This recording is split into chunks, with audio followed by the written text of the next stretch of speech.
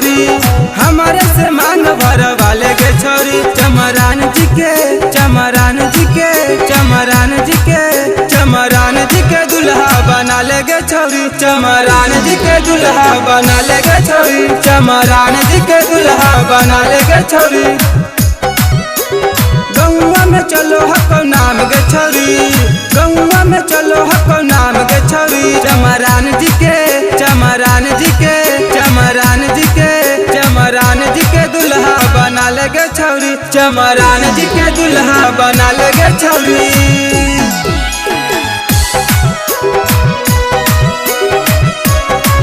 चमरान जी के दुल्हा बना ले गे छौरी। चमरान जी के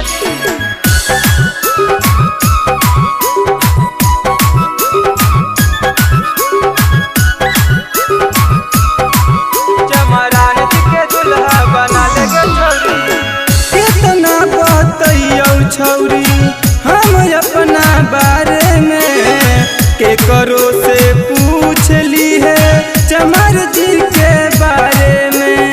चमर जी के बारे में कितना बतैयौ छौरी हम अपना बारे में, के करो से पूछ ली है चमर जी के बारे में। चमरन शेर कहा लगे छौरी, चमरन शेर कहा लगे छौरी। चमरान जी के चमरान जी के चमरान जी के चमरान जी के दुल्हा बना ले गे छौरी। चमरान जी के दुल्हा बना ले गे छौरी।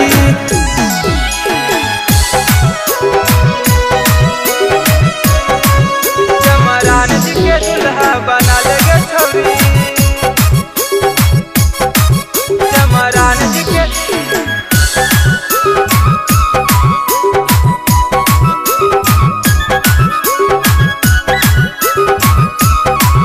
चमरान जी के दुल्हा बना ले गे छौरी।